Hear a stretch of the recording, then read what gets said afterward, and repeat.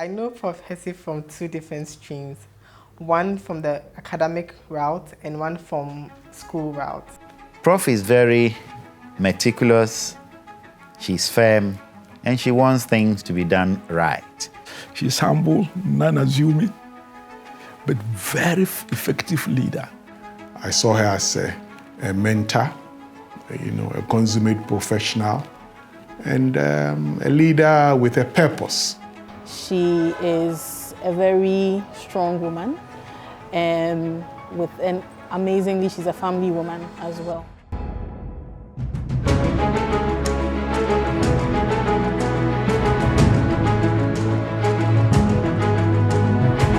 I was born at Kwame Nkrumah University of Science and Technology in the 50s. My father was a lecturer in geography, and my mother was a teacher at the primary school. So first 8 years of my life I spent on campus. I was a campus kid at the primary school. And then when I was 9, our father got a sponsorship to go and do his PhD in Strasbourg in France. So he took us along. At the time there were 4 children, my mother. So we all went along and we schooled, finished primary and did my first year secondary school in France. So that made me fluent in French.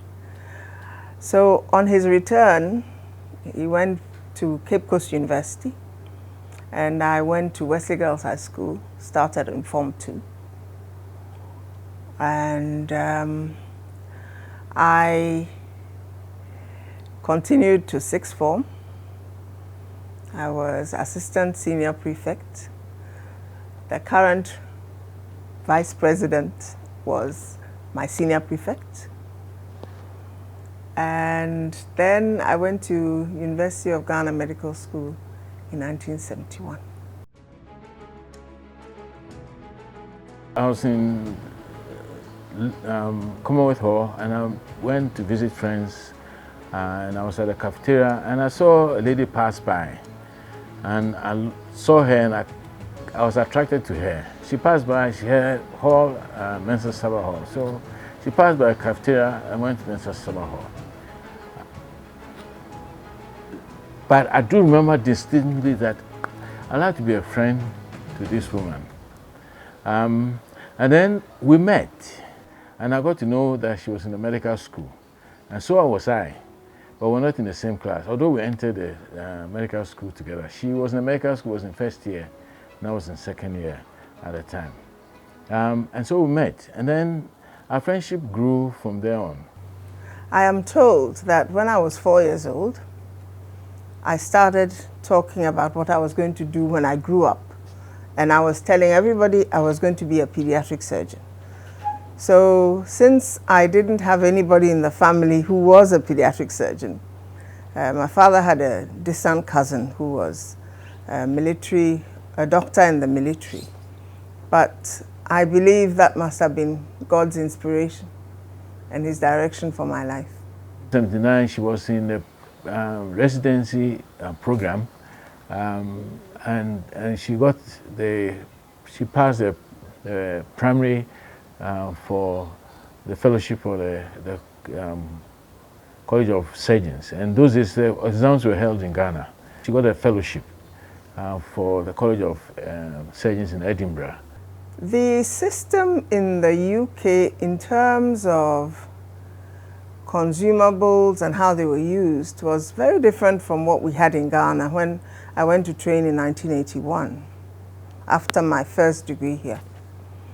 Over there, everything was available, so disposing of it was easy, even when it wasn't really unsterile, but because it had been opened from the packaging from the factory, though it hadn't been used, it would be thrown away. And for me, that was such a big waste, because here we were in Ghana before I traveled, getting certain consumables like sutures, like gauze, was so difficult. So it immediately made me think, even there, I was very economical with the way I used my sutures.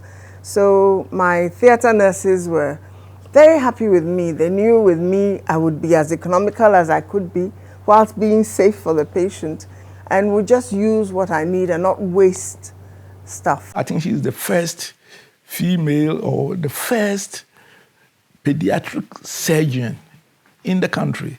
So, and eventually he rose to be the acting head of Kolebu Teaching Hospital. That was very challenging because there were a lot of issues in the administration of, especially the Director of Medical Affairs. Head of department, it was much easier because the actual work you could do after you had done your clinical work and so on, it was much easier. But when I became Director of Medical Affairs, there were just so many meetings, so many commitments, so many issues you had to deal with all the time that I really had to cut back on my clinical responsibilities. That was very challenging. One of the major assignments she undertook was to ensure that Kolebu developed clinical policy guidelines. And I will proudly say that she put me in charge of that, and we put a team together, and we develop all these policies so that at any particular time, if, for instance, there is a development within the hospital, we could foresee what needed to be done. I would say Prof has been the first of many things. Prof was the first female professor in surgery. Prof was the first female head of the Department of Surgery, and also medical director and acting CEO of the teaching hospital. And by doing that, we believe she paved the way for a lot of the young females to look at her and see that indeed it is possible. My first very personal encounter with Prof Hesse was when I passed my membership exams.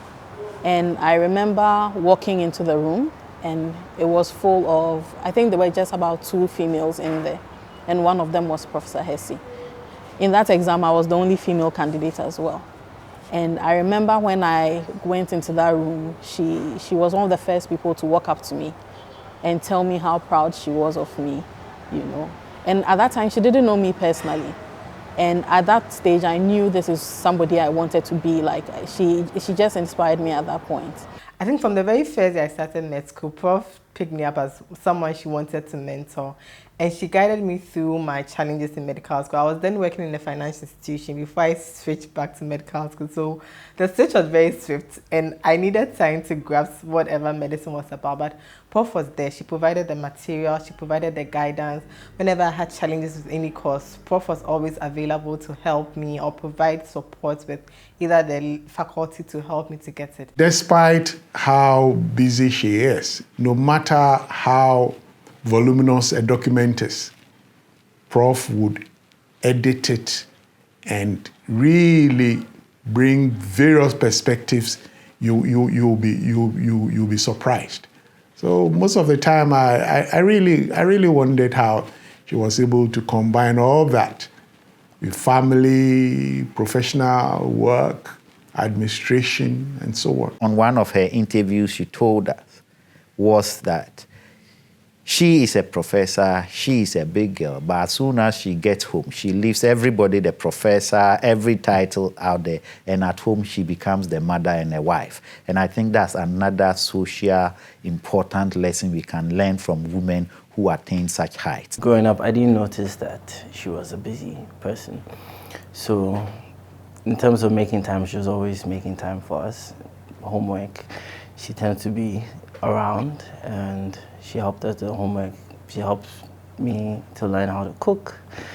And in terms of her work, it was seeing her different personality, because at home she was a mother, but at work she was a leader. My mom is an amazing cook, but she used to bake cakes for us for every birthday. So every birthday we would have a home-baked cake, and it wasn't just like a home-baked cake. It was like literally decorated, all with icing, like the whole work, something that you think was store-bought. And it was so special. Everybody's birthday every year. And Christmas, oh, it was so magical. You know, no matter how busy the week was, she'd always make sure we all sat down for Sunday dinner. We all ate together and spent that time together as a family. It really didn't matter how busy everything else was going. She really made that a point. We'd chip in to help cook sometimes, but mostly it was her. And it's a really great memory and something I look back on fondly. I think there was one time where with my cousin, we wanted to go to a party and asked for permission, but we were not allowed to go. So I think we snuck out of the house, and then we came back, the house was locked. So we ended up sleeping outside waiting. Usually they come and open the door in the morning. It was a Sunday morning, so it was open. So we tried to sneak in and act like nothing happened, but we were caught. And that was when I saw my mother was very upset. I think it was the first time she really disciplined me. That was, I think after that, I don't think I ever did anything like that. I have memories of it, but I can't say they were all great memories.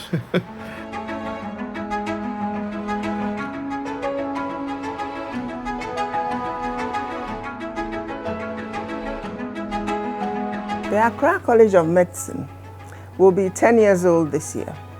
And it started from a conversation we had with our second son and his wife, who are both in the finance field. And they came to us and said a lot of their classmates, they had attended SOS in Tema. A lot of their classmates were finding it challenging, or their schoolmates were finding it challenging to get into medicine. So they wanted to be doctors. Actually, I was surprised because I didn't think that they were going that direction. When they came and told me that, they want to start a medical school, I must say that I was so excited because I know their pedigree, that if they start a medical school, it will be the best in Ghana. So do you know what I did? And this to an Ashanti is unthinkable. I went and sold my house in Kumasi to help them start it, to take up a 10% share. It was almost impossible to train doctors outside Kolebu. That was how it was. As if without Kolebu, no training could be done. But we had other medical schools coming on board in the public sector.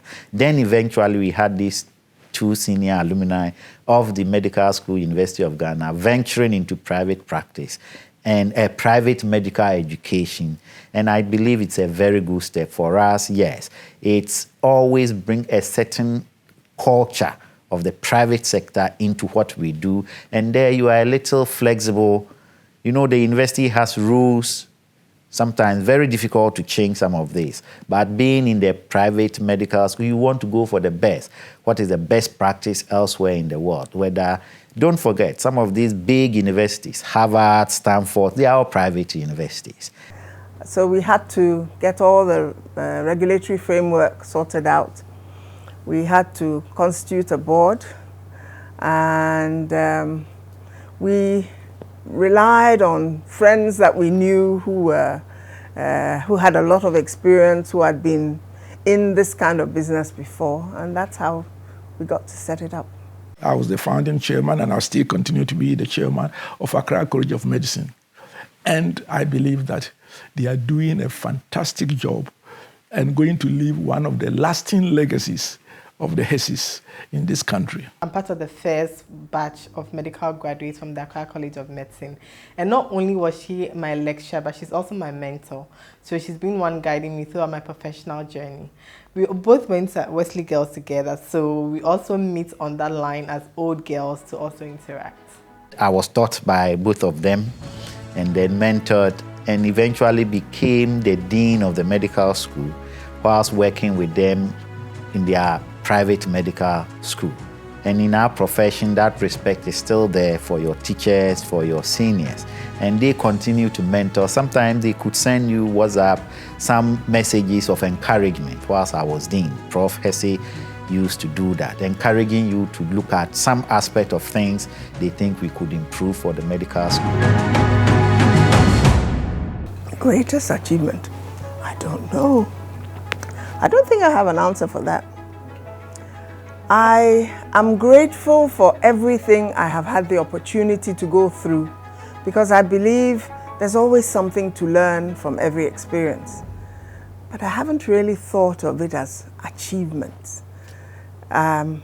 It's happened. I thank God for it, but that's what He planned, so. I think that the most important contribution is the what I'll call the accelerated interest that her persona and her achievement generated in the surgical specialty, especially pediatric surgery. Now we have many more that I believe she contributed in training. And you'll be surprised to know the number of female surgeons in Ghana. It was not the case before. Surgery was the preserve of men. And to get Prof Hesse come on the scene, highly qualified surgeon, trainer, consultant. In fact, so her mentoring has really gone beyond the walls of Kolebu, and her peers will attest to this. She has definitely been a trailblazer in pediatrics in Ghana. If I want to think, and I've been around for a long time, I'm 77 years old, there are two names that to me stand out in the pediatric world to me. There's Professor Bohine and Professor Hesse. Prof Hesse has been one of our strongest pillars in terms of female advocacy, gender equity, and showing the path for a younger generation of women. She's been the president of the Medical Women Association, and that's a very strong group that continues to advocate for the right of women, children, and others. And Prof has been one of that. And she's been exemplary in many of the things she does. She still continues to come around and support, teach students, and still work for the University of Ghana Medical School in any opportunity that she finds herself. And we think this is a very great example for many of us to follow and for the younger generations to follow. One of our core values in Accra College of Medicine is hard power. That's the core of our mission as Accra College of Medicine, to produce doctors who don't just do it at medicine and cases, but in heart want to really touch human lives and transform them. And that is actually, if we are more or less formalizing her life philosophy. Any day, any time. I would always mention her name in dispatches, because working with her was a good experience. Yes. It has been a privilege to have known the Hesses for about half a century. And this is not to flatter her. There's not one occasion that I said that in her character, that's not in medical, you could say, this is, if we are, watch this. It's admirable to see that she's smart, she thinks ahead, and in a sense, I call her, she doesn't know, but she's a prophetess, because not only does she feel what's going to happen, but she plans for it. And so it helps you see the future and together work towards the future. Going forth, you would know that all the barriers you broke for us to follow, we will follow with the dedication, with the integrity, and with the passion that you trained us to do. And that ceiling you broke for us, we will reach the skies for you.